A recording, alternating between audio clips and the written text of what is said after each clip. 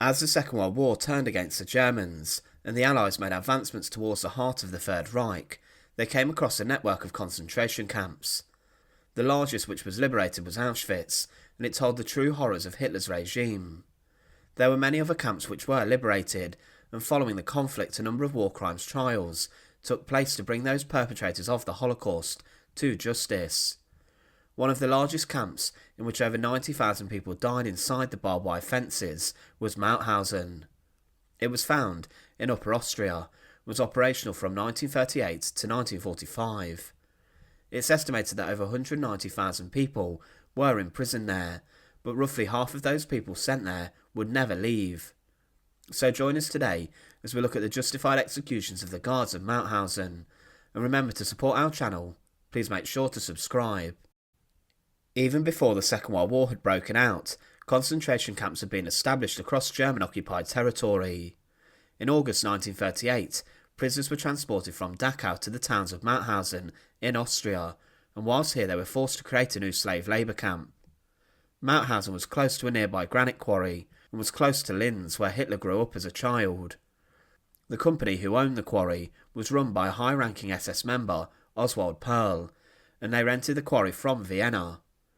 After the construction of Mauthausen, the company ordered further camps to be created, including those three known as Gusen. Mauthausen was planned to have initially been a camp for criminals, but it quickly became a prison for political prisoners. But Mauthausen and the complex involving the main camp is also known as Mauthausen Gusen. The three Gusen camps held more prisoners than the main camp at Mauthausen through its time of operation, and they were put to work inside of the quarries. Following the outbreak of the Second World War, when Germany invaded Poland, Mauthausen at the time was already overcrowded with prisoners. Within a year the numbers tripled to around 3,000 inmates, and because of this a camp for Polish prisoners at Gusen, named Gusen 1, was created. Here, like at Mauthausen, the Gusen camps rented prisoners out to businesses so that they could be used in slave labour. Different types of prisoners came into the camp, including Soviet POWs, and Austrians were even used inside of the quarries around the area. Two more Gusen camps would open as the Second World War continued, and the conditions at these were rather terrible. Gusen 2, for example, had around 15,000 inmates, and very few facilities such as bathrooms and toilets, leading to horrific conditions inside. Mauthausen was seen by the Germans as an efficient money-making enterprise that was very productive. The subcamps in the main camp's production was even more than Auschwitz, which was larger, and the slave labour at the camp saw more money turned over for the German war effort. There were many different companies who utilised workers, including those who worked in medication and pharmaceuticals, the largest World War II steel supply for German panzer tanks, V2 rocket factories and other works. Prisoners were also forced to work on local farms and in local industry as well, but as the Second World War continued and turned against the Germans, the prisoners were even forced to go underground, to carve tunnels out to protect the industry from Allied bombing. In particular, they did this to create the V2 rockets and also the Me-262 aircraft. At the beginning of the camp's life, it did not initially have a gas chamber of its own. If prisoners were too sick to work or were dying, they were transported across to Hartheim Castle to be killed. Hartheim was a centre for extermination during the time, and it was closely involved in the Action T4 programme. People were killed there using lethal injection or inside of the gas chambers, but it was deemed too expensive to keep transferring prisoners to Hartheim. Because of this, Mauthausen used an improvised mobile gas chamber, which was a van with an exhaust pipe connected to the inside. It was transported between the Gusen camps and the main camp, and could kill around 120 prisoners each time.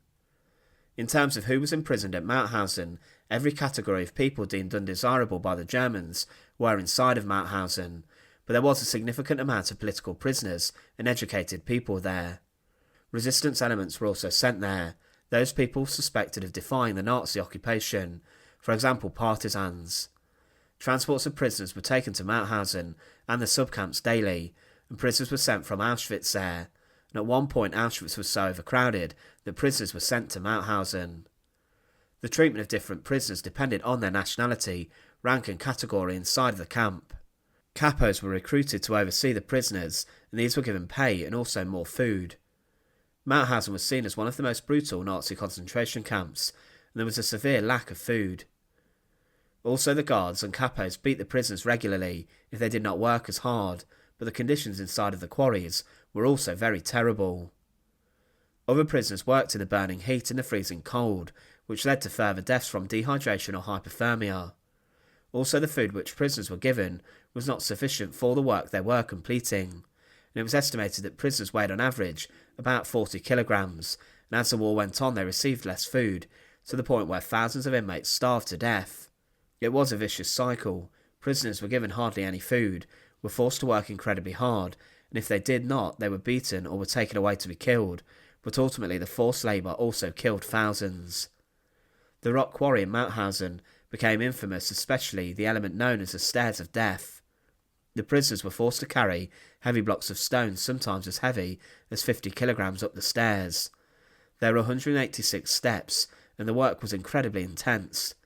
Many prisoners collapsed on the Stairs of Death, and then when they fell, they caused prisoners to then fall, causing injuries, dropping the stone, and also falling into other prisoners. Some died falling down the stairs, but the SS guards were also terrible. They at times forced the prisoners to run up the stairs with the blocks of stone, and those who survived would then be told to line up on the edge of the cliff. This was called the parachutist wall, and whilst pointing their guns at the prisoners, they would be told to either push the person in front of them off the cliff or be shot dead. This sick game caused prisoners to choose their lives or other prisoners, and this was done for the sick sport of the SS guards. They also killed prisoners in other ways, including organising executions. These killings included where guards would hang prisoners in front of others, and also mass shootings with firing squads, massacring prisoners who were seen to resist. Spies were also executed there, including a number of SOE agents. The guards also were known for their murderous intent, and often threw prisoners against the electrified barbed wire fence, which killed them. They also sickeningly forced prisoners to walk outside the boundary of Mauthausen, before they then fired at them. Also used at the camp was icy showers, where prisoners were forced to have a freezing cold shower, and then were forced to stand outside in the cold weather, and this killed around 3,000 people. It was estimated that the average life expectancy of prisoners was around 6 months, but as overcrowding occurred as the war went on, it was only around 3 months. Food rations became worse, causing death to come quicker for many. As the Second World War was coming to an end, the Germans began to destroy many of the files of the camp, which covered up the exact deadly operation of Mauthausen. This led to the death toll to be impossible to be calculated, but it's believed that over 90,000 people died at Mauthausen. Shortly before the liberation occurred, the commandant took steps to prepare to defend it against the coming Soviet advancements. Prisoners were forced to build anti-tank obstacles, and preparations were made to evacuate the camp. Guards were replaced with unarmed members of the Volkssturm, and also elderly police officers and firefighters from Vienna. Work was stopped to prepare for the liberation or defence, and some German divisions did assault the subcamps, but prisoners managed to take control. Only Gusen 3 was evacuated, and the inmates were forced on a death march, but were then ordered to return. Mauthausen was liberated by the American 41st Reconnaissance Squadron of the US 11th Armoured Division. They disarmed the police officers, and at the time of liberation the majority of the SS guards had fled, and 30 had been killed by the prisoners. Amongst the survivors was Simon Wiesenthal, who later devoted his life to hunting Nazi war criminals and bringing them to justice. But after the fall of the Third Reich, Mauthausen fell inside of the Soviet sector of the occupation of Austria. But the focus then shifted to bringing those responsible of committing war crimes at Mauthausen to justice. The first Mauthausen trial took place between the 29th of March and 13th of May 1946 at Dachau. There were 61 former members of the camp's administration, from former local leaders to cooks, doctors and guards placed on trial.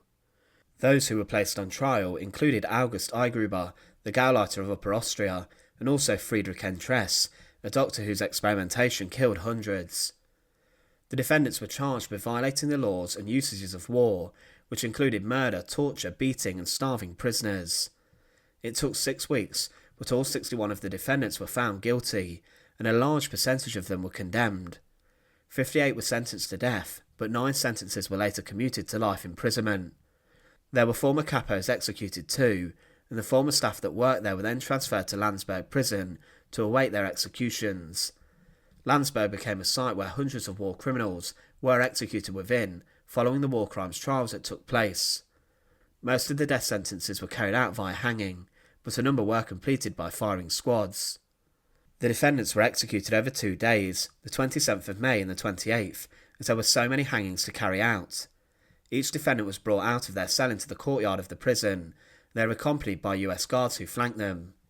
Their hands were tied behind their backs, and before they made their way to the gallows and the scaffold that had been made, they had their identity confirmed. After this, a priest accompanied them up the stairs before they were handed over to the executioner. Final words were asked before everything was prepared. A black hood was placed over the defendant's head, then a noose was placed over their neck too and was tightened. Within seconds of this happening, the guards and priests stood back, as did the executioner, who then pulled the lever, sending the condemned plunging to their deaths. As mentioned, dozens of executions took place for the crimes of those committed at Mauthausen, and there was also a number of other trials which took place to deal with the crimes that occurred at the camp. More people were sentenced to death after, but they could not make up for the horror that occurred inside of Mauthausen. A staggering number of people died inside of the complex, and the horror that prisoners had to endure on a daily basis was truly terrifying. Once again, thanks for watching. To support our channel, please make sure to subscribe, and once again, thank you so much for watching.